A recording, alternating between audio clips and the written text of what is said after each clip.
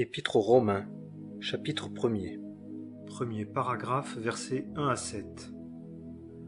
Paul, esclave de Jésus-Christ, apôtre appelé, mis à part pour l'évangile de Dieu, lequel il avait auparavant promis par ses prophètes dans de saintes Écritures, touchant son Fils, né de la semence de David selon la chair, déterminé Fils de Dieu en puissance, selon l'esprit de sainteté, par la résurrection des morts, Jésus-Christ, notre Seigneur, par lequel nous avons reçu grâce et apostolat pour l'obéissance de la foi parmi toutes les nations, pour son nom, parmi lesquels vous aussi vous êtes des appelés de Jésus-Christ. À tous les bien-aimés de Dieu qui sont à Rome, saints appelés, grâce et paix à vous, de la part de Dieu notre Père et du Seigneur Jésus-Christ. Deuxième paragraphe, versets 8 à 15. Premièrement, je rends grâce à mon Dieu, par Jésus-Christ, pour vous tous, de ce que votre foi est publiée dans le monde entier. Car Dieu, que je sers dans mon esprit dans l'évangile de son Fils, m'est témoin que sans cesse je fais mention de vous, demandant toujours dans mes prières, si en quelque manière, maintenant une fois, il me sera accordé par la volonté de Dieu d'aller vers vous. Car je désire ardemment de vous voir, afin de vous faire part de quelques dons de grâce spirituelle, pour que vous soyez affermis, c'est-à-dire pour que nous soyons consolés ensemble au milieu de vous, vous et moi, chacun par la foi qui est dans l'autre. Or, je ne veux pas que vous ignoriez, frères, que je me suis souvent proposé d'aller vers vous, et que j'en ai été empêché jusqu'à présent, afin de recueillir quelques fruits parmi vous aussi, comme parmi les autres nations. Je suis débiteur, et envers les Grecs, et envers les barbares, et envers les sages, et envers les inintelligents. Ainsi, pour autant qu'il dépend de moi, je suis tout prêt à vous annoncer l'Évangile à vous aussi qui êtes à Rome. Troisième paragraphe, versets 16 et 17. Car je n'ai pas honte de l'Évangile, car il est la puissance de Dieu en salut à quiconque croit, et aux Juifs premièrement, et aux Grecs. Car la justice de Dieu y est révélée sur le principe de la foi pour la foi, selon qu'il est écrit, « Or le juste vivra de foi ». Quatrième paragraphe, versets 18 à 32. Car la colère de Dieu est révélée du ciel contre toute impiété et toute iniquité des hommes qui possèdent la vérité tout en vivant dans l'iniquité. Parce que ce qui peut se connaître de Dieu est manifeste parmi eux, car Dieu le leur a manifesté. Car depuis la fondation du monde, ce qui ne peut pas se voir de lui, sa gloire et sa puissance éternelle et sa divinité, se discernent par le moyen de l'intelligence par les choses qui sont faites, de manière à les rendre inexcusables. Parce que, ayant connu Dieu, ils ne le glorifièrent point comme Dieu, ni ne lui rendirent grâce, mais ils devinrent vains dans leur raisonnement, et leur cœur destitué d'intelligence fut rempli de ténèbres. Se disant sages, ils sont devenus fous, et ils ont changé la gloire du Dieu incorruptible en la ressemblance de l'image d'un homme corruptible, et d'oiseaux, et de quadrupèdes et de reptiles. C'est pourquoi Dieu les a aussi livrés dans les convoitises de leur cœur à l'impureté, en sorte que leur corps soit déshonoré entre eux-mêmes, eux qui ont changé la vérité de Dieu en mensonge, et ont honoré et servi la créature plutôt que celui qui l'a créée, qui est béni éternellement. Amen. C'est pourquoi Dieu les a livrés à des passions infâmes, car leurs femmes ont changé l'usage naturel en celui qui est contre nature, et les hommes aussi pareillement, laissant l'usage naturel de la femme, se sont embrasés dans leur convoitise l'un envers l'autre, commettant l'infamie, mal avec mal, et recevant en eux-mêmes la dure récompense de leur égarement. Et comme ils n'ont pas eu de sens moral pour garder la connaissance de Dieu, Dieu les a livrés à un esprit réprouvé pour pratiquer des choses qui ne conviennent pas, étant remplis de toute injustice, de méchanceté, de cupidité, de malice, pleins d'envie, de meurtre, de querelles, de fraude, de mauvaises mœurs, délateurs, médisants, haïssables pour Dieu, outrageux, hautains, vantards, inventeurs de mauvaises choses, désobéissant à leurs parents, sans intelligence, ne tenant pas ce qu'ils ont promis, sans affection naturelle, sans miséricorde, et qui, ayant connu la juste sentence de Dieu, que ceux qui commettent de telles choses sont dignes de mort, non seulement les pratiquent, mais encore trouvent leur plaisir en ceux qui les commettent. Chapitre 2. Premier paragraphe, versets 1 à 16. C'est pourquoi tu es inexcusable, ô homme, qui que tu sois qui juge, car en ce que tu juges autrui, tu te condamnes toi-même, puisque toi qui juges, tu commets les mêmes choses. Or nous savons que le jugement de Dieu est selon la vérité contre ceux qui commettent de telles choses. Et penses-tu, ô homme qui juge ceux qui commettent de telles choses et qui les pratiquent, que tu échapperas au jugement de Dieu? Ou méprises-tu les richesses de sa bonté et de sa patience et de sa longue attente, ne connaissant pas que la bonté de Dieu te pousse à la repentance?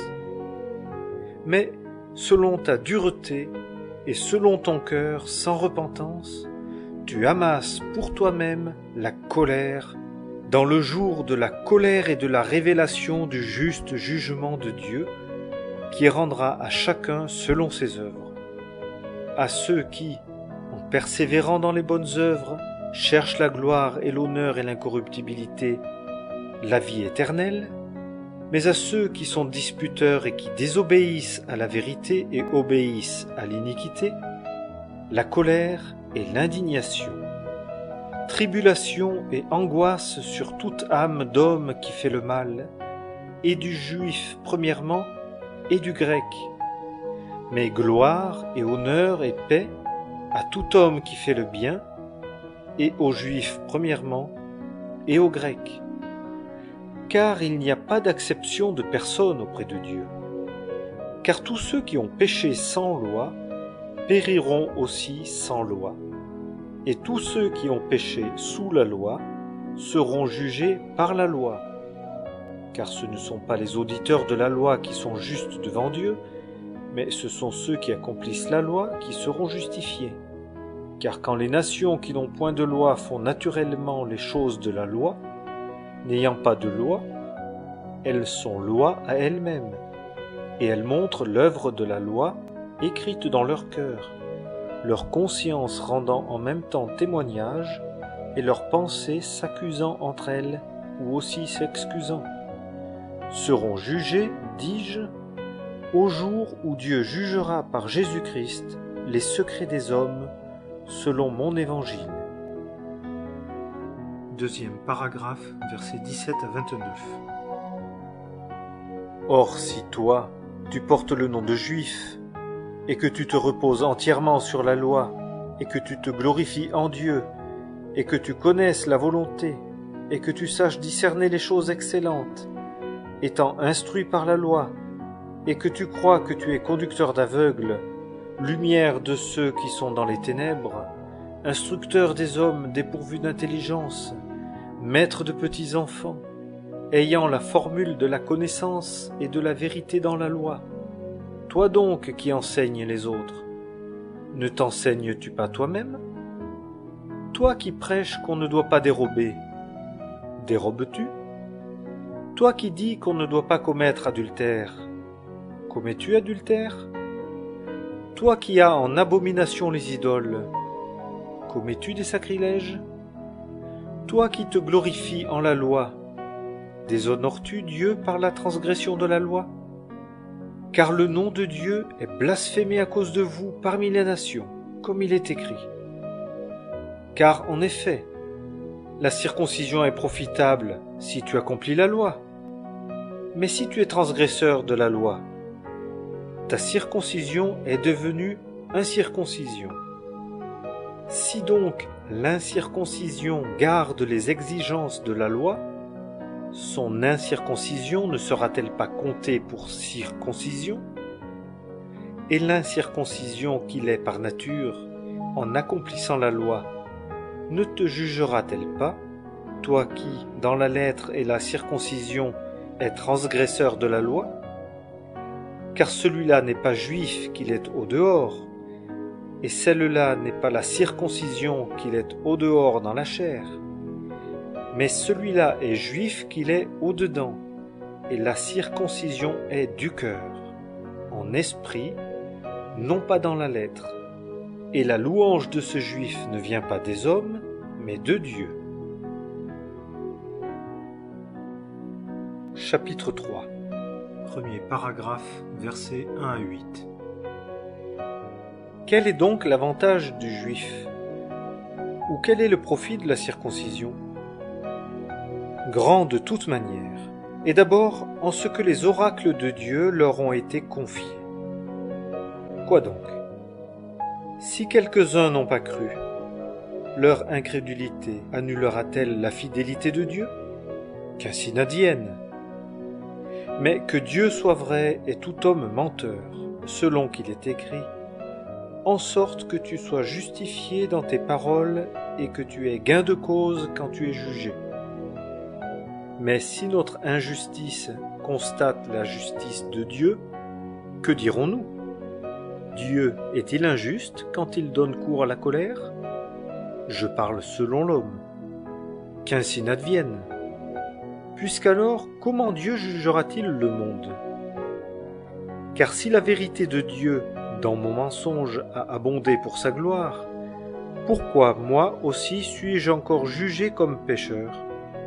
Et non, comme nous sommes calomnieusement accusés, et que quelques-uns prétendent que nous disons, faisons du mal afin qu'arrive le bien, desquels le jugement est juste. Deuxième paragraphe, versets 9 à 20. Quoi donc? Sommes-nous plus excellents? Nullement. Car nous avons ci-devant accusé et juifs et grecs d'être tous sous le péché selon qu'il est écrit, il n'y a point de juste, non, pas même un seul. Il n'y a personne qui ait de l'intelligence, il n'y a personne qui recherche Dieu. Ils se sont tous détournés, ils se sont tous ensemble rendus inutiles. Il n'y en a aucun qui exerce la bonté, il n'y en a pas même un seul. C'est un sépulcre ouvert que leur gosier. Ils ont frauduleusement usé de leur langue. Il y a du venin d'aspic sous leurs lèvres, et leur bouche est pleine de malédiction et d'amertume. Leurs pieds sont rapides pour verser le sang, la destruction et la misère sont dans leur voie, et ils n'ont point connu la voie de la paix. Il n'y a point de crainte de Dieu devant leurs yeux. Or nous savons que tout ce que la loi dit, elle le dit à ceux qui sont sous la loi, afin que toute bouche soit fermée, et que tout le monde soit coupable devant Dieu. C'est pourquoi nulle chair ne sera justifiée devant lui par des œuvres de loi, car par la loi est la connaissance du péché. Troisième paragraphe, versets 21 à 26. Mais maintenant, sans loi, la justice de Dieu est manifestée, témoignage lui étant rendu par la loi et par les prophètes, la justice, dis-je, de Dieu par la foi de Jésus-Christ envers tous, et sur tous ceux qui croient, car il n'y a pas de différence, car tous ont péché et n'atteignent pas à la gloire de Dieu. étant justifié gratuitement par sa grâce, par la rédemption qui est dans le Christ Jésus, lequel Dieu a présenté pour propitiatoire par la foi en son sang, afin de montrer sa justice à cause du support des péchés précédents dans la patience de Dieu, afin de montrer, dis-je, sa justice dans le temps présent, en sorte qu'il soit juste et justifiant celui qui est de la foi de Jésus. Quatrième paragraphe, versets 27 à 31. Où donc est la vanterie? Elle a été exclue. Par quelle loi? Celle des œuvres? Non, mais par la loi de la foi. Car nous concluons que l'homme est justifié par la foi, sans œuvre de loi. Dieu est-il seulement le Dieu des Juifs? Ne l'est-il pas aussi des nations? Certes, aussi des nations, puisque c'est un seul Dieu qui justifiera la circoncision sur le principe de la foi et l'incirconcision par la foi. Annulons-nous donc la loi par la foi? Qu'ainsi n'advienne. Au contraire, nous établissons la loi. Chapitre 4. Premier paragraphe, versets 1 à 8. Que dirons-nous donc que, selon la chair, Abraham notre père a trouvé? Car si Abraham a été justifié sur le principe des œuvres, il a de quoi se glorifier, mais non pas relativement à Dieu. Car que dit l'Écriture? Et Abraham crut Dieu, et cela lui fut compté à justice. Or, à celui qui fait des œuvres, le salaire n'est pas compté à titre de grâce, mais à titre de chose due. Mais à celui qui ne fait pas des œuvres, mais qui croit en celui qui justifie l'impie, sa foi lui est comptée à justice.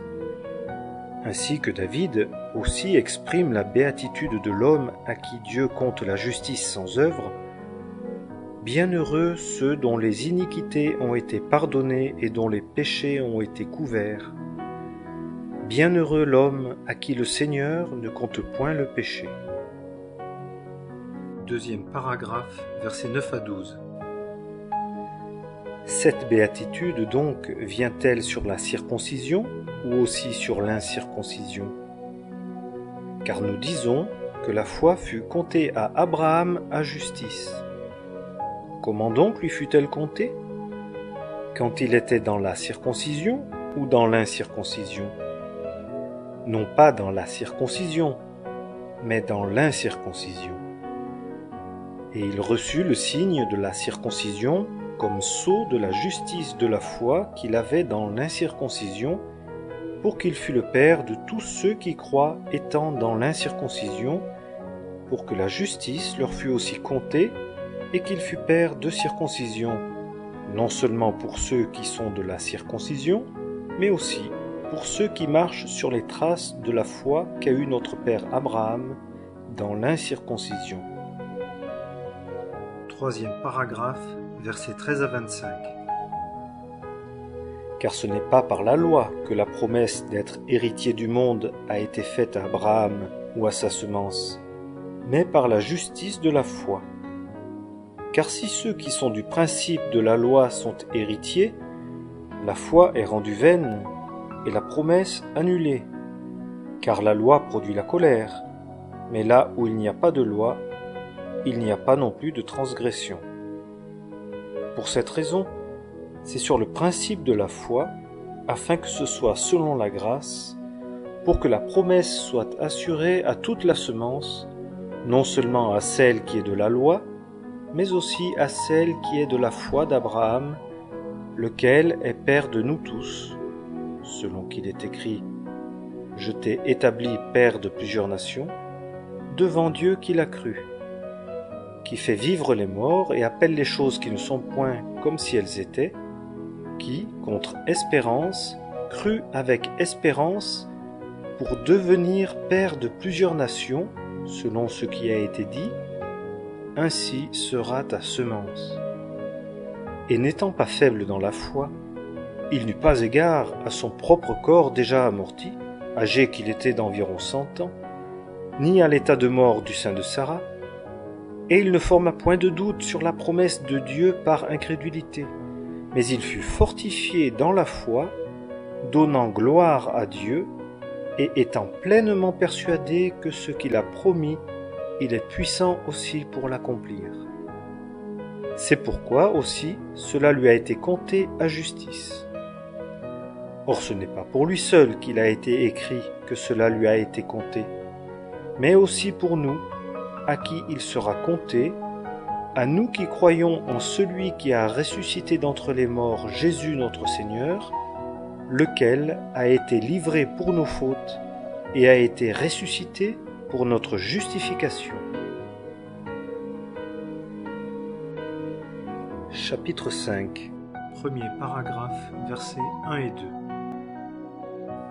Ayant donc été justifiés sur le principe de la foi, nous avons la paix avec Dieu par notre Seigneur Jésus-Christ, par lequel nous avons trouvé aussi accès, par la foi, à cette faveur dans laquelle nous sommes, et nous nous glorifions dans l'espérance de la gloire de Dieu. Deuxième paragraphe, versets 3 à 10. Et non seulement cela, mais aussi nous nous glorifions dans les tribulations, sachant que la tribulation produit la patience, et la patience l'expérience, et l'expérience l'espérance, et l'espérance ne rend point honteux, parce que l'amour de Dieu est versé dans nos cœurs par l'Esprit Saint qui nous a été donné. Car Christ, alors que nous étions encore sans force, au temps convenable, est mort pour des impies. Car à peine pour un juste quelqu'un mourra-t-il, car pour l'homme de bien peut-être quelqu'un se résoudrait même à mourir. Mais Dieu constate son amour à lui envers nous, en ce que, lorsque nous étions encore pécheurs, Christ est mort pour nous. Beaucoup plus tôt donc, ayant été maintenant justifiés par son sang, serons-nous sauvés de la colère par lui. Car si, étant ennemis, nous avons été réconciliés avec Dieu par la mort de son Fils, beaucoup plus tôt, ayant été réconciliés, serons-nous sauvés par sa vie. Troisième paragraphe, verset 11. Et non seulement cela, mais aussi nous nous glorifions en Dieu par notre Seigneur Jésus-Christ, par lequel nous avons maintenant reçu la réconciliation. Quatrième paragraphe, versets 12 à 21. C'est pourquoi, comme par un seul homme le péché est entré dans le monde, et par le péché la mort, et qu'ainsi la mort a passé à tous les hommes en ce que tous ont péché, car jusqu'à la loi le péché était dans le monde, mais le péché n'est pas mis en compte quand il n'y a pas de loi. Mais la mort régna depuis Adam jusqu'à Moïse, même sur ceux qui ne péchèrent pas selon la ressemblance de la transgression d'Adam, qui est la figure de celui qui devait venir. Mais n'en est-il pas du don de grâce comme de la faute? Car si, par la faute d'un seul, plusieurs sont morts, beaucoup plus tôt la grâce de Dieu et le don ont abondé envers plusieurs, par la grâce qui est d'un seul homme, Jésus-Christ. Et n'en est-il pas du don comme de ce qui est arrivé par un seul qui a péché? Car le jugement vient d'un seul en condamnation, mais le don de grâce de plusieurs fautes en justification. Car si, par la faute d'un seul, la mort a régné par un seul, beaucoup plus tôt ceux qui reçoivent l'abondance de la grâce et du don de la justice régneront-ils en vie par un seul, Jésus-Christ. Ainsi donc, comme par une seule faute les conséquences de cette faute furent envers tous les hommes en condamnation, ainsi aussi par une seule justice les conséquences de cette justice furent envers tous les hommes en justification de vie. Car, comme par la désobéissance d'un seul homme, plusieurs ont été constitués pécheurs, ainsi aussi, par l'obéissance d'un seul, plusieurs seront constitués justes. Or la loi est intervenue afin que la faute abondât, mais là où le péché abondait, la grâce a surabondé, afin que, comme le péché a régné par la mort, ainsi aussi la grâce régna par la justice pour la vie éternelle par Jésus-Christ notre Seigneur. Chapitre 6. Premier paragraphe, versets 1 à 11. Que dirons-nous donc? Demeurerions-nous dans le péché afin que la grâce abonde? Qu'ainsi n'advienne. Nous qui sommes morts au péché, comment vivrons-nous encore dans le péché? Ignorez-vous que nous tous qui avons été baptisés pour le Christ Jésus, nous avons été baptisés pour sa mort? Nous avons donc été ensevelis avec lui par le baptême, pour la mort, afin que comme Christ a été ressuscité d'entre les morts par la gloire du Père, ainsi nous aussi, nous marchions en nouveauté de vie. Car si nous avons été identifiés avec lui dans la ressemblance de sa mort, nous le serons donc aussi dans la ressemblance de sa résurrection, sachant ceci, que notre vieil homme a été crucifié avec lui, afin que le corps du péché soit annulé, pour que nous ne servions plus le péché. Car celui qui est mort est justifié du péché.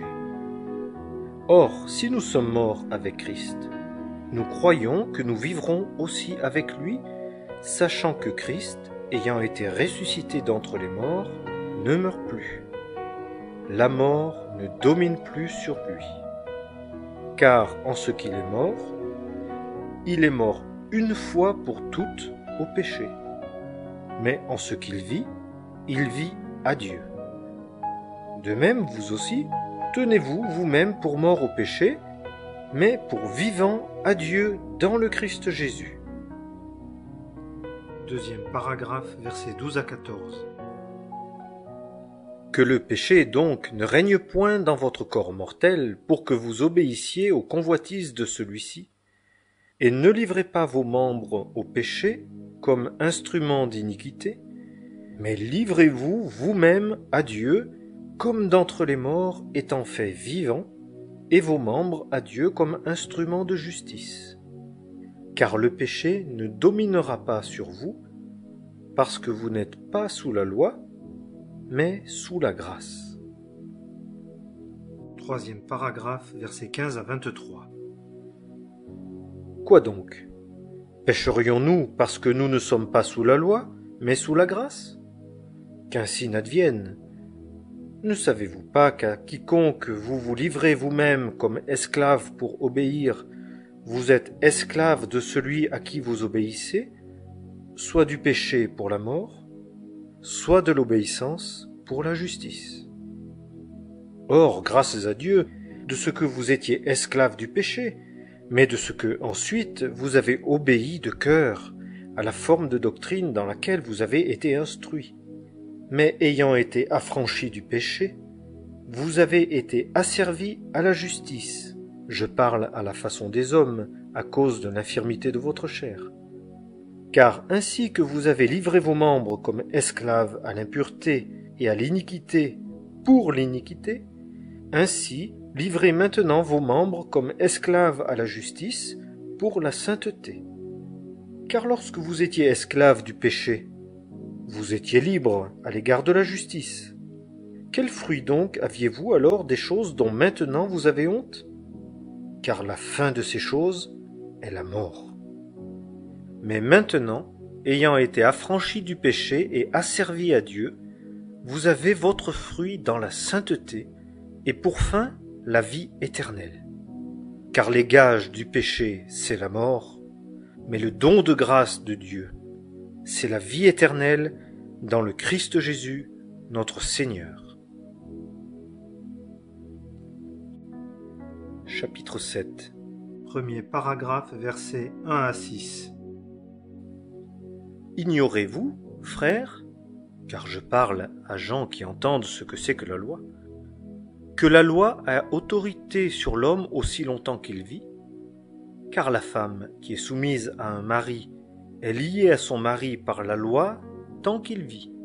Mais si le mari meurt, elle est déliée de la loi du mari. Ainsi donc, le mari étant vivant, elle sera appelée adultère si elle est à un autre homme. Mais si le mari meurt, elle est libre de la loi, de sorte qu'elle n'est pas adultère en étant à un autre homme. C'est pourquoi, mes frères, vous aussi, vous avez été mis à mort à la loi par le corps du Christ, pour être à un autre, à celui qui est ressuscité d'entre les morts, afin que nous portions du fruit pour Dieu. Car, quand nous étions dans la chair, les passions des péchés, lesquels sont par la loi, agissaient dans nos membres pour porter du fruit pour la mort.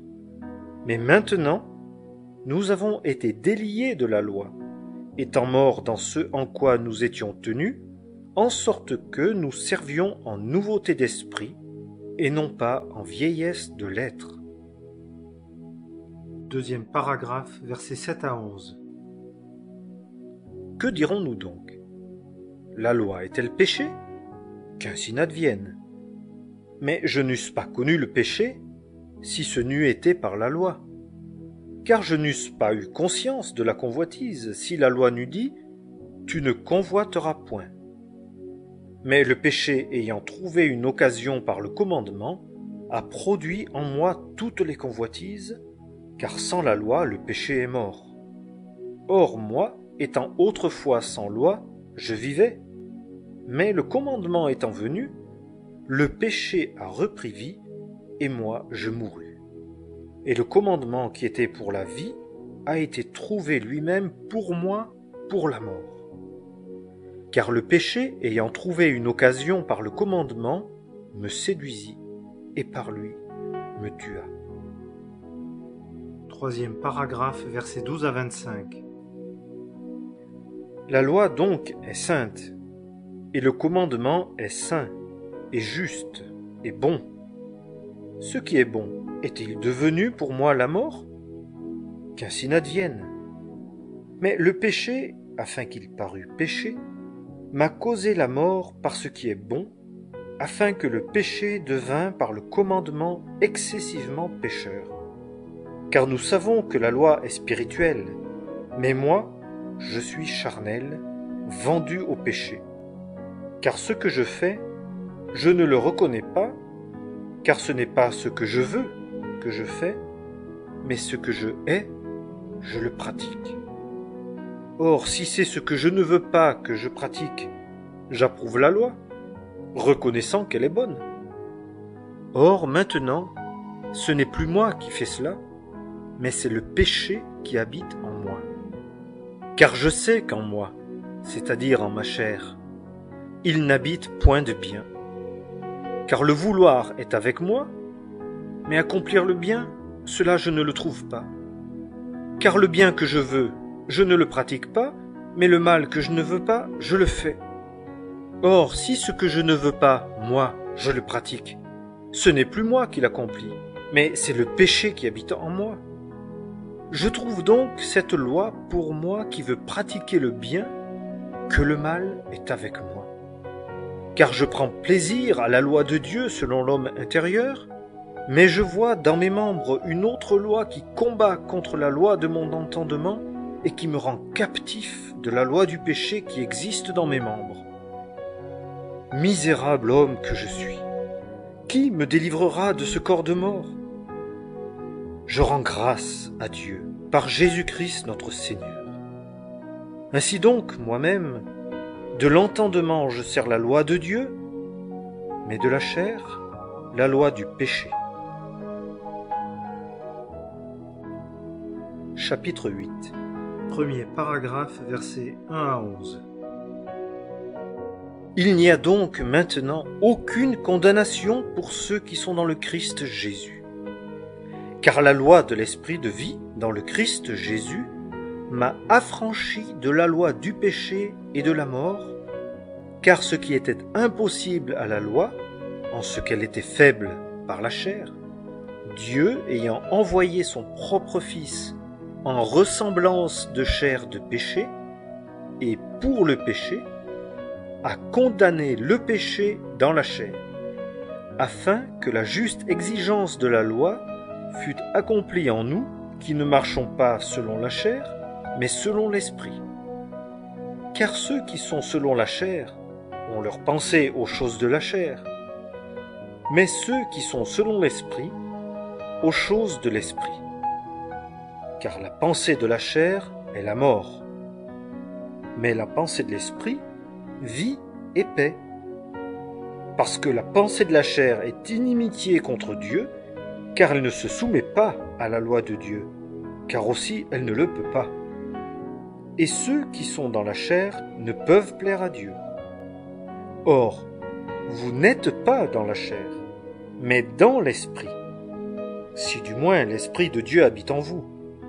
Mais si quelqu'un n'a pas l'esprit de Dieu, celui-là n'est pas de lui. Mais si Christ est en vous, le corps est bien mort à cause du péché, mais l'esprit est vie à cause de la justice. Et si l'esprit de celui qui a ressuscité Jésus d'entre les morts habite en vous, celui qui a ressuscité le Christ d'entre les morts vivifiera vos corps mortels aussi, à cause de son esprit qui habite en vous. Deuxième paragraphe, versets 12 à 17. Ainsi donc, frères, nous sommes débiteurs, non pas à la chair pour vivre selon la chair, car si vous vivez selon la chair, vous mourrez. Mais si par l'esprit vous faites mourir les actions du corps, vous vivrez. Car tous ceux qui sont conduits par l'Esprit de Dieu, ceux-là sont fils de Dieu. Car vous n'avez pas reçu un esprit de servitude pour être derechefs dans la crainte, mais vous avez reçu l'esprit d'adoption par lequel nous crions « Abba, Père ». L'Esprit lui-même rend témoignage avec notre esprit que nous sommes enfants de Dieu. Et si nous sommes enfants, nous sommes aussi héritiers, héritiers de Dieu, co-héritiers de Christ, si du moins nous souffrons avec lui, afin que nous soyons aussi glorifiés avec lui. Troisième paragraphe, versets 18 à 30. Car j'estime que les souffrances du temps présent ne sont pas dignes d'être comparées avec la gloire à venir qui doit nous être révélée. Car la vive attente de la création attend la révélation des fils de Dieu. Car la création a été assujettie à la vanité, non de sa volonté, mais à cause de celui qui l'a assujettie, dans l'espérance que la création elle-même aussi sera affranchie de la servitude de la corruption pour jouir de la liberté de la gloire des enfants de Dieu. Car nous savons que toute la création ensemble soupire et est en travail jusqu'à maintenant, et non seulement elle, mais nous-mêmes aussi qui avons les prémices de l'Esprit, nous aussi, nous soupirons en nous-mêmes, attendant l'adoption, la délivrance de notre corps. Car nous avons été sauvés en espérance. Or, une espérance qu'on voit n'est pas une espérance. Car ce que quelqu'un voit, pourquoi aussi l'espère-t-il? Mais si ce que nous ne voyons pas, nous l'espérons, nous l'attendons avec patience. De même aussi, l'Esprit nous est en aide dans notre infirmité, car nous ne savons pas ce qu'il faut demander comme il convient. Mais l'Esprit lui-même intercède par des soupirs inexprimables. Et celui qui sonde les cœurs sait quelle est la pensée de l'Esprit, car il intercède pour les saints selon Dieu. Mais nous savons que toutes choses travaillent ensemble pour le bien de ceux qui aiment Dieu, de ceux qui sont appelés selon son propos. Car ceux qu'il a préconnus, il les a aussi prédestinés à être conformes à l'image de son Fils, pour qu'il soit premier-né entre plusieurs frères. Et ceux qu'il a prédestinés, il les a aussi appelés. Et ceux qu'il a appelés, il les a aussi justifiés. Et ceux qu'il a justifiés, il les a aussi glorifiés. 4e paragraphe, versets 31 à 39. Que dirons-nous donc à ces choses? Si Dieu est pour nous, qui sera contre nous? Celui même qui n'a pas épargné son propre Fils, mais qui l'a livré pour nous tous. Comment ne nous fera-t-il pas don aussi librement de toutes choses avec lui? Qui intentera accusation contre les élus de Dieu? C'est Dieu qui justifie. Qui est celui qui condamne? C'est Christ qui est mort, mais plutôt qui est aussi ressuscité, qui est aussi à la droite de Dieu, qui aussi intercède pour nous. Qui est-ce qui nous séparera de l'amour de Christ? Tribulation, ou détresse, ou persécution, ou famine, ou nudité, ou péril, ou épée? Selon qu'il est écrit, pour l'amour de toi, nous sommes mis à mort tout le jour, nous avons été estimés comme des brebis de tuerie. Au contraire, dans toutes ces choses, nous sommes plus que vainqueurs par celui qui nous a aimés.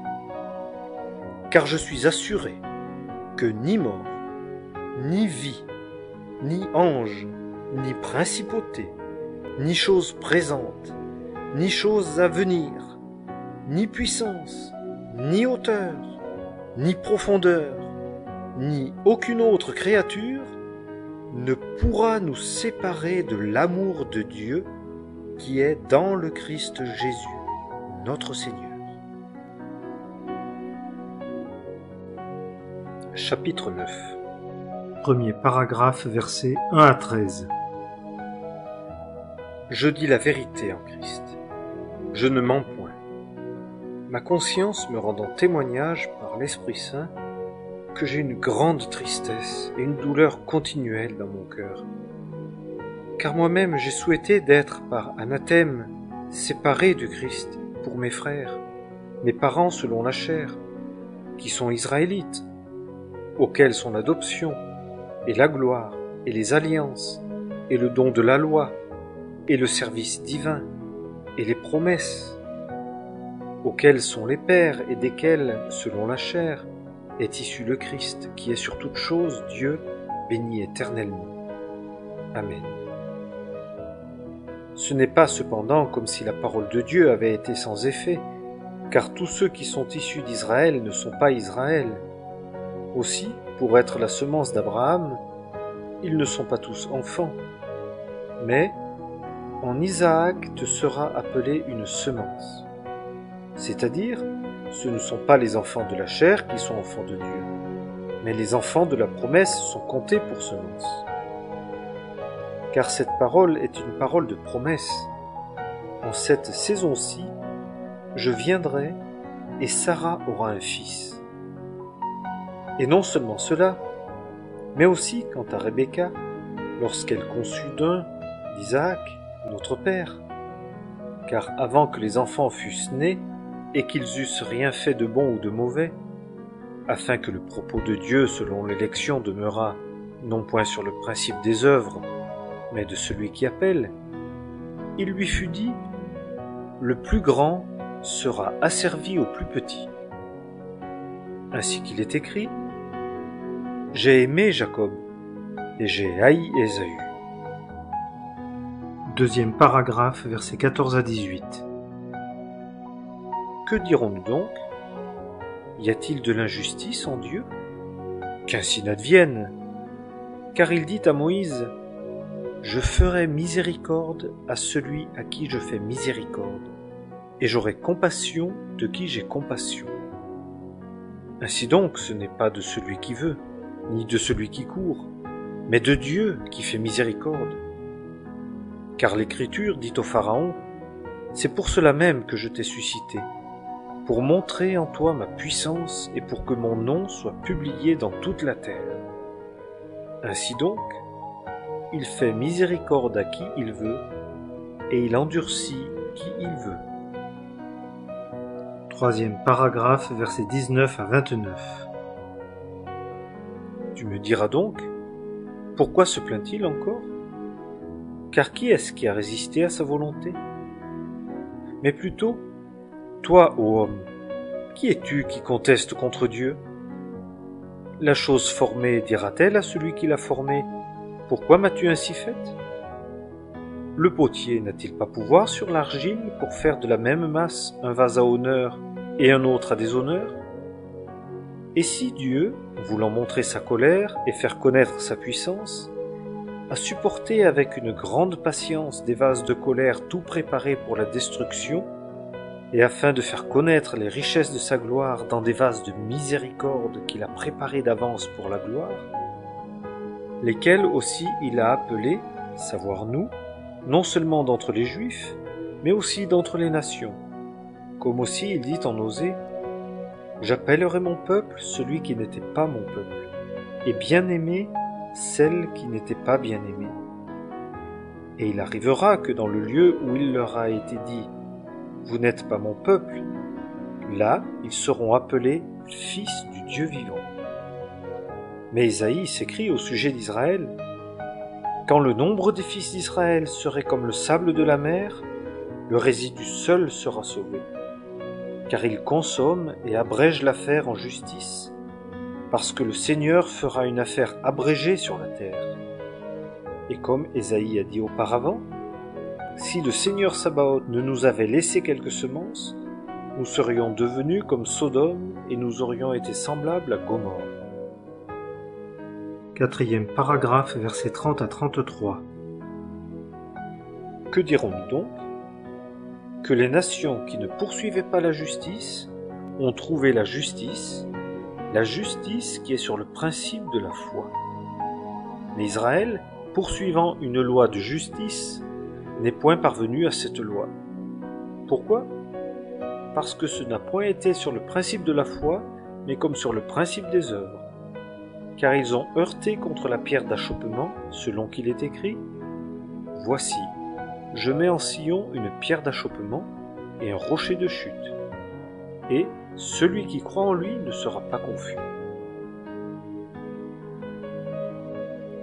Chapitre 10. Premier paragraphe, versets 1 à 4. Frères, le souhait de mon cœur et la supplication que j'adresse à Dieu pour eux, c'est qu'ils soient sauvés. Car je leur rends témoignage qu'ils ont du zèle pour Dieu, mais non selon la connaissance. Car, ignorant la justice de Dieu et cherchant à établir leur propre justice, ils ne se sont pas soumis à la justice de Dieu. Car Christ est la fin de la loi pour justice à tout croyant. Deuxième paragraphe, versets 5 à 13. Car Moïse décrit la justice qui vient de la loi. L'homme qui aura pratiqué ces choses vivra par elles. Mais la justice qui est sur le principe de la foi parle ainsi. Ne dis pas en ton cœur, qui montera au ciel? C'est à savoir pour en faire descendre Christ. Ou, qui descendra dans l'abîme? C'est à savoir pour faire monter Christ d'entre les morts. Mais que dit-elle? La parole est près de toi, dans ta bouche et dans ton cœur. C'est-à-dire la parole de la foi, laquelle nous prêchons. Savoir que, si tu confesses de ta bouche Jésus comme Seigneur, et que tu crois dans ton cœur que Dieu l'a ressuscité d'entre les morts, tu seras sauvé. Car du cœur on croit à justice, et de la bouche on fait confession à salut. Car l'Écriture dit, « Quiconque croit en lui ne sera pas confus. » Car il n'y a pas de différence de Juifs et de Grecs, car le même Seigneur de tous est riche envers tous ceux qui l'invoquent. Car quiconque invoquera le nom du Seigneur sera sauvé. Troisième paragraphe, versets 14 à 21. Comment donc invoqueront-ils celui en qui ils n'ont point cru? Et comment croiront-ils en celui dont ils n'ont point entendu parler? Et comment entendront-ils sans quelqu'un qui prêche? Et comment prêcheront-ils à moins qu'ils ne soient envoyés? Selon qu'il est écrit, combien sont beaux les pieds de ceux qui annoncent la paix, de ceux qui annoncent de bonnes choses. Mais tous n'ont pas obéi à l'Évangile, car Ésaïe dit, Seigneur, qui est-ce qui a cru à ce qu'il a entendu de nous? Ainsi, la foi est de ce qu'on entend, et ce qu'on entend par la parole de Dieu. Mais je dis, n'ont-ils pas entendu? Oui, certes. Leur voix est allée par toute la terre, et leur parole jusqu'aux extrémités de la terre habitée. Mais je dis, Israël n'a-t-il pas connu? Moïse le premier dit, je vous exciterai à la jalousie par ce qui n'est pas une nation, et je vous provoquerai à la colère par une nation sans intelligence. Mais Ésaïe s'enhardit tout à fait et dit, j'ai été trouvé de ceux qui ne me cherchaient point, et j'ai été manifesté à ceux qui ne s'enquéraient point de moi. Mais quant à Israël, il dit, tout le long du jour, j'ai étendu mes mains vers un peuple désobéissant et contredisant. Chapitre 11. Premier paragraphe, versets 1 à 10. Je dis donc, Dieu a-t-il rejeté son peuple? Qu'ainsi n'advienne. Car moi aussi je suis israélite, de la semence d'Abraham, de la tribu de Benjamin. Dieu n'a point rejeté son peuple, lequel il a préconnu. Ne savez-vous pas ce que l'Écriture dit dans l'histoire d'Élie, comment il fait requête à Dieu contre Israël? Seigneur, ils ont tué tes prophètes, ils ont renversé tes autels, et moi je suis demeuré seul, et ils cherchent ma vie. Mais que lui dit la réponse divine? Je me suis réservé 7000 hommes qui n'ont pas fléchi le genou devant Baal. Ainsi donc, aux temps actuels aussi, il y a un résidu selon l'élection de la grâce. Or, si c'est par la grâce, ce n'est plus sur le principe des œuvres, puisque autrement la grâce n'est plus la grâce. Quoi donc?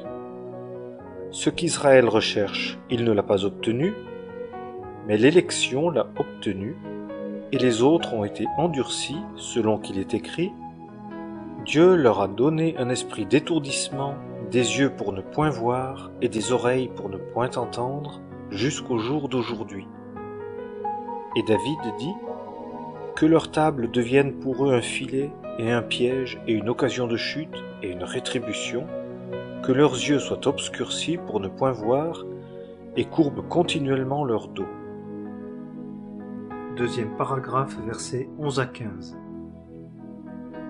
Je dis donc, ont-ils bronché afin qu'ils tombassent? Qu'ainsi n'advienne. Mais, par leur chute, le salut parvient aux nations pour les exciter à la jalousie. Or, si leur chute est la richesse du monde, et leur diminution la richesse des nations, combien plus le sera leur plénitude? Car je parle à vous, nations, en tant que moi je suis en effet apôtre des nations. Je glorifie mon ministère si en quelque façon je puis exciter à la jalousie ma chair et sauver quelques-uns d'entre eux. Car si leur réjection est la réconciliation du monde, quelle sera leur réception, sinon la vie d'entre les morts? Troisième paragraphe, versets 16 à 36. Or, si les prémices sont saintes, la masse l'est aussi. Et si la racine est sainte, les branches le sont aussi. Or, si quelques-unes des branches ont été arrachées, et si toi, qui étais un olivier sauvage, as été hanté au milieu d'elles, et est devenu coparticipant de la racine et de la graisse de l'olivier, ne te glorifie pas contre les branches. Mais si tu te glorifies, ce n'est pas toi qui portes la racine, mais c'est la racine qui te porte. Tu diras donc, les branches ont été arrachées afin que moi je fusse hanté. Bien, elles ont été arrachées pour cause d'incrédulité, et toi, tu es debout par la foi. Ne t'enorgueillis pas, mais crains. Si en effet Dieu n'a pas épargné les branches qui sont telles selon la nature, qu'il ne t'épargne pas non plus. Considère donc la bonté et la sévérité de Dieu, la sévérité envers ceux qui sont tombés, la bonté de Dieu envers toi, si tu persévères dans cette bonté, puisqu'autrement toi aussi tu seras coupé.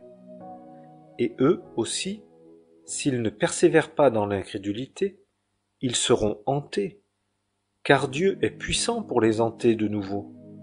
Car si toi, tu as été coupé de l'olivier qui, selon la nature, était sauvage, et a été hanté contre nature sur l'olivier franc, combien plus ceux qui en sont selon la nature seront-ils hantés sur leur propre olivier? Car je ne veux pas, frères, que vous ignoriez ce mystère-ci, afin que vous ne soyez pas sages à vos propres yeux, c'est qu'un endurcissement partiel est arrivé à Israël jusqu'à ce que la plénitude des nations soit entrée. Et ainsi, tout Israël sera sauvé, selon qu'il est écrit, « Le libérateur viendra de Sion, il détournera de Jacob l'impiété. Et c'est là l'alliance de ma part pour eux, lorsque j'ôterai leurs péchés. En ce qui concerne l'Évangile, ils sont ennemis à cause de vous. Mais en ce qui concerne l'élection, ils sont bien-aimés à cause des pères. Car les dons de grâce et l'appel de Dieu sont sans repentir. Car comme vous aussi vous avez été autrefois désobéissants à Dieu, et que maintenant vous êtes devenus des objets de miséricorde par la désobéissance de ceux-ci, de même ceux-ci aussi ont été maintenant désobéissants à votre miséricorde, afin qu'eux aussi deviennent des objets de miséricorde. Car Dieu a renfermé tous, juifs et nations, dans la désobéissance, afin de faire miséricorde à tous. Ô profondeur des richesses, et de la sagesse, et de la connaissance de Dieu! Que ses jugements sont insondables, et ses voies introuvables! Car qui a connu la pensée du Seigneur? Ou qui a été son conseiller? Ou qui lui a donné le premier et il lui sera rendu? Car de lui, et par lui, et pour lui sont toutes choses. À lui soit la gloire éternellement. Amen. Chapitre 12. Premier paragraphe, versets 1 à 8. Je vous exhorte donc, frères, par les compassions de Dieu, à présenter vos corps en sacrifice vivant, saint, agréable à Dieu, ce qui est votre service intelligent. Et ne vous conformez pas à ce siècle, mais soyez transformés par le renouvellement de votre entendement pour que vous discerniez quelle est la volonté de Dieu, bonne et agréable et parfaite. Car, par la grâce qui m'a été donnée, je dis à chacun de ceux qui sont parmi vous de ne pas avoir une haute pensée de lui-même, au-dessus de celle qu'il convient d'avoir, mais de penser de manière à avoir de saines pensées, selon la mesure de foi que Dieu a départie à chacun. Car comme dans un seul corps nous avons plusieurs membres, et que tous les membres n'ont pas la même fonction, ainsi nous qui sommes plusieurs, sommes un seul corps en Christ, et chacun individuellement membre l'un de l'autre. Or, ayant des dons de grâce différents, selon la grâce qui nous a été donnée, soit la prophétie, prophétisons selon la proportion de la foi, soit le service, soyons occupés du service, soit celui qui enseigne, qu'il s'applique à l'enseignement, soit celui qui exhorte à l'exhortation, celui qui distribue, qu'il le fasse en simplicité, celui qui a la tête, qu'il conduise soigneusement, celui qui exerce la miséricorde, qu'il le fasse joyeusement. Deuxième paragraphe, versets 9 à 21. Que l'amour soit sans hypocrisie. Ayez en horreur le mal. Tenez ferme au bien. Quant à l'amour fraternel, soyez pleins d'affection les uns pour les autres. Quant à l'honneur, étant les premiers à le rendre aux autres. Quant à l'activité, pas paresseux, fervent en esprit, servant le Seigneur, vous réjouissant dans l'espérance, patient dans la tribulation, persévérant dans la prière, subvenant aux nécessités des saints, vous appliquant à l'hospitalité, bénissez ceux qui vous persécutent, bénissez et ne maudissez pas. Réjouissez-vous avec ceux qui se réjouissent, et pleurez avec ceux qui pleurent. Ayant les uns envers les autres un même sentiment, ne pensant pas aux choses élevées, mais vous associant aux humbles. Ne soyez pas sages à vos propres yeux, ne rendant à personne mal pour mal, vous proposant ce qui est honnête devant tous les hommes, s'il est possible, autant que cela dépend de vous, vivant en paix avec tous les hommes. Ne vous vengeant pas vous-même, bien-aimés, mais laissez agir la colère, car il est écrit « À moi la vengeance, moi je rendrai, dit le Seigneur. » Si donc ton ennemi a faim, donne-lui à manger. S'il a soif, donne-lui à boire, car en faisant cela, tu entasseras des charbons de feu sur sa tête. Ne sois pas surmonté par le mal, mais surmonte le mal par le bien. Chapitre 13. Premier paragraphe, versets 1 à 10. Que toute âme se soumette aux autorités qui sont au-dessus d'elle, car il n'existe pas d'autorité si ce n'est de par Dieu, et celles qui existent sont ordonnées de Dieu, de sorte que celui qui résiste à l'autorité résiste à l'ordonnance de Dieu. Et ceux qui résistent feront venir un jugement sur eux-mêmes. Car les magistrats ne sont pas une terreur pour une bonne œuvre, mais pour une mauvaise.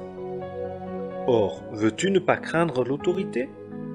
Fais le bien, et tu recevras d'elle de la louange, car le magistrat est serviteur de Dieu pour ton bien.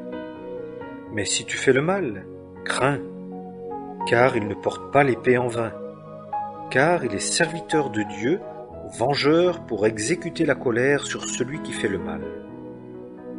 C'est pourquoi il est nécessaire d'être soumis, non seulement à cause de la colère, mais aussi à cause de la conscience. Car c'est pour cela que vous payez aussi les tributs, car ils sont ministres de Dieu, s'employant constamment à cela même. Rendez à tous ce qui leur est dû. À qui le tribut? Le tribut. À qui le péage? Le péage. À qui la crainte? La crainte. À qui l'honneur? L'honneur. Ne devez rien à personne, sinon de vous aimer les uns les autres, car celui qui aime les autres a accompli la loi. Car ce qui est dit, tu ne commettras point adultère, tu ne tueras point, tu ne déroberas point, tu ne convoiteras point, et tout autre commandement qu'il puisse y avoir, est résumé dans cette parole-ci, tu aimeras ton prochain comme toi-même. L'amour ne fait point de mal au prochain. L'amour, donc, est la somme de la loi. Deuxième paragraphe, versets 11 à 14. Et encore ceci. Connaissant le temps, que c'est déjà l'heure de nous réveiller du sommeil, car maintenant le salut est plus près de nous que lorsque nous avons cru. La nuit est fort avancée et le jour s'est approché. Rejetons donc les œuvres des ténèbres et revêtons les armes de la lumière. Conduisons-nous honnêtement, comme de jour, non point en orgie, ni en ivrognerie, non point en impudicité, ni en débauche, non point en querelle, ni en envie. Mais revêtez le Seigneur Jésus-Christ, et ne prenez pas soin de la chair pour satisfaire à ses convoitises. Chapitre 14. Premier paragraphe, versets 1 à 18. Or, quant à celui qui est faible en foi, recevez-le, non pas pour la décision de questions douteuses. L'un croit pouvoir manger de toutes choses, l'autre qui est faible mange des herbes. Que celui qui mange ne méprise pas celui qui ne mange pas, et que celui qui ne mange pas ne juge pas celui qui mange, car Dieu l'a reçu. Qui es-tu, toi, qui juges le domestique d'autrui? Il se tient debout ou il tombe pour son propre maître, et il sera tenu debout, car le Seigneur est puissant pour le tenir debout. L'un estime un jour plus qu'un autre jour, et l'autre estime tous les jours égaux. Que chacun soit pleinement persuadé dans son propre esprit. Celui qui a égard au jour, y a égard à cause du Seigneur. Et celui qui mange, mange à cause du Seigneur, car il rend grâce à Dieu. Et celui qui ne mange pas à cause du Seigneur, et il rend grâce à Dieu. Car nul de nous ne vit ayant égard à lui-même, et nul ne meurt ayant égard à lui-même. Mais, soit que nous vivions, nous vivons ayant égard au Seigneur, soit que nous mourions, nous mourrons ayant égard au Seigneur. Soit donc que nous vivions, soit que nous mourions, nous sommes du Seigneur. Car c'est pour cela que Christ est mort, et qu'il a revécu, afin qu'il dominât et sur les morts et sur les vivants. Mais toi, pourquoi juges-tu ton frère? Ou aussi, toi, pourquoi méprises-tu ton frère? Car nous comparaîtrons tous devant le tribunal de Dieu, car il est écrit: Je suis vivant, dit le Seigneur, que tout genou se ploiera devant moi, et que toute langue confessera hautement Dieu. Ainsi donc, chacun de nous rendra compte pour lui-même à Dieu. Ne nous jugeons donc plus l'un l'autre, mais jugez plutôt ceci, de ne pas mettre une pierre d'achoppement ou une occasion de chute devant votre frère. Je sais et je suis persuadé dans le Seigneur Jésus que rien n'est souillé par soi-même, sauf qu'à celui qui croit qu'une chose est souillée, elle lui est souillée. Car si, à cause d'une viande, ton frère est attristé, tu ne marches plus selon l'amour. Ne détruis pas par ta viande celui pour lequel Christ est mort. Que ce qui est bien en vous ne soit donc pas blâmé. Car le royaume de Dieu n'est pas manger et boire, mais justice et paix et joie dans l'Esprit Saint. Car celui qui en cela sert le Christ est agréable à Dieu et approuvé des hommes. Deuxième paragraphe, versets 19 à 23. Ainsi donc, poursuivons les choses qui tendent à la paix et celles qui tendent à l'édification mutuelle. À cause d'une viande, ne détruis pas l'œuvre de Dieu. Toutes choses, il est vrai, sont pures, mais il y a du mal pour l'homme qui mange en bronchant. Il est bon de ne pas manger de chair, de ne pas boire de vin, et de ne faire aucune chose en laquelle ton frère bronche ou est scandalisé ou est faible. Toi, tu as de la foi, aie-la par devers toi-même devant Dieu. Bienheureux est celui qui ne se juge pas lui-même en ce qu'il approuve, mais celui qui hésite, s'il mange, est condamné, parce qu'il n'agit pas sur un principe de foi. Or, tout ce qui n'est pas sur le principe de la foi est péché. Chapitre 15. Premier paragraphe, versets 1 à 7. Or, nous devons, nous les forts, porter les infirmités des faibles, et non pas nous plaire à nous-mêmes. Que chacun de nous cherche à plaire à son prochain, en vue du bien, pour l'édification. Car aussi le Christ n'a point cherché à plaire à lui-même, mais selon qu'il est écrit, « Les outrages de ceux qui t'outragent sont tombés sur moi. » Car toutes les choses qui ont été écrites auparavant ont été écrites pour notre instruction, afin que, par la patience et par la consolation des Écritures, nous ayons espérance. Or le Dieu de patience et de consolation vous donne d'avoir entre vous un même sentiment, selon le Christ Jésus, afin que, d'un commun accord, d'une même bouche, vous glorifiez le Dieu et Père de notre Seigneur Jésus-Christ. C'est pourquoi, recevez-vous les uns les autres, comme aussi le Christ vous a reçu, à la gloire de Dieu. Deuxième paragraphe, versets 8 à 13. Car je dis que Jésus-Christ a été serviteur de la circoncision pour la vérité de Dieu, pour la confirmation des promesses faites au Père, et pour que les nations glorifiassent Dieu pour la miséricorde, selon qu'il est écrit. C'est pourquoi je te célébrerai parmi les nations, et je psalmodierai à ton nom.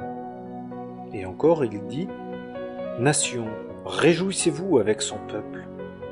Et encore, louez le Seigneur, vous toutes les nations, et que tous les peuples le célèbrent. Et encore Ésaïe dit, il y aura la racine de Jessé, et il y en aura un qui s'élèvera pour gouverner les nations. C'est en lui que les nations espéreront. Or, que le Dieu d'espérance vous remplisse de toute joie et paix en croyant, pour que vous abondiez en espérance par la puissance de l'Esprit Saint. Troisième paragraphe, versets 14 à 33. Or, je suis persuadé, mes frères, moi-même aussi, à votre égard, que vous-même aussi vous êtes pleins de bonté, remplis de toute connaissance et capables de vous exhorter l'un l'autre. Mais je vous ai écrit en quelque sorte plus hardiment, frères, comme réveillant vos souvenirs, à cause de la grâce qui m'a été donnée par Dieu pour que je sois ministre du Christ Jésus envers les nations, exerçant la sacrificature dans l'évangile de Dieu, afin que l'offrande des nations soit agréable, étant sanctifiée par l'Esprit Saint. J'ai donc de quoi me glorifier dans le Christ Jésus, dans les choses qui concernent Dieu. Car je n'oserais rien dire que Christ n'ait accompli par moi pour l'obéissance des nations, par parole et par œuvre, par la puissance de miracles et de prodiges, par la puissance de l'Esprit de Dieu, de sorte que, depuis Jérusalem et tout alentour, jusqu'en Illyrie, j'ai pleinement annoncé l'évangile du Christ. Mais ainsi, m'attachant à évangéliser, non pas là où Christ avait été prêché, afin que je n'édifiasse pas sur le fondement d'autrui, mais selon qu'il est écrit, « Ceux à qui il n'a pas été annoncé verront, et ceux qui n'ont pas entendu comprendront. » C'est pourquoi aussi, j'ai été souvent empêché d'aller vers vous. Mais maintenant, n'ayant plus de sujet de m'arrêter dans ces pays ici, et ayant depuis plusieurs années un grand désir d'aller vers vous, pour le cas où je me rendrai en Espagne, car j'espère que je vous verrai à mon passage, et que vous me ferez la conduite de ce côté-là, quand j'aurai d'abord un peu joui de vous. Mais à présent, je vais à Jérusalem, étant occupé au service des saints. Car la Macédoine et l'Achaïe ont trouvé bon de subvenir, par une contribution, aux besoins des pauvres d'entre les saints qui sont à Jérusalem, car elles l'ont pris à cœur, et elles sont leurs débiteurs. Car si les nations ont participé à leurs biens spirituels, elles sont aussi sous l'obligation de les servir dans les choses charnelles. Après donc que j'aurai achevé cette œuvre, et que je leur aurai cédé ce fruit, j'irai en Espagne en passant par chez vous. Et je sais qu'en allant auprès de vous, j'irai dans la plénitude de la bénédiction de Christ. Mais je vous exhorte, frères, par notre Seigneur Jésus-Christ et par l'amour de l'Esprit, à combattre avec moi dans vos prières à Dieu pour moi, afin que je sois délivré des incrédules qui sont en Judée, et que mon service que j'ai à accomplir à Jérusalem soit agréable aux saints, afin que j'aille vers vous avec joie, par la volonté de Dieu, et que je me récrée avec vous. Or, que le Dieu de paix soit avec vous tous. Amen. Chapitre 16. Premier paragraphe, versets 1 à 16. Or, je vous recommande Phoebé, notre sœur, qui est servante de l'assemblée qui est à Sancrée, afin que vous la receviez dans le Seigneur, comme il convient à des saints, et que vous l'assistiez dans toute affaire pour laquelle elle aurait besoin de vous, car elle-même aussi a été en aide à plusieurs et à moi-même. Saluez Prisca et Aquilas.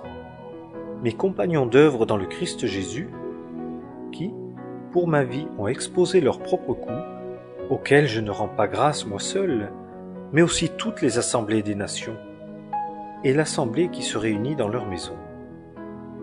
Saluez Épaïnette, mon bien-aimé, qui est les prémices de l'Asie pour Christ. Saluez Marie, qui a beaucoup travaillé pour vous. Saluez Andronique et Junias, mes parents et mes compagnons de captivité, qui sont distingués parmi les apôtres, qui même ont été avant moi en Christ.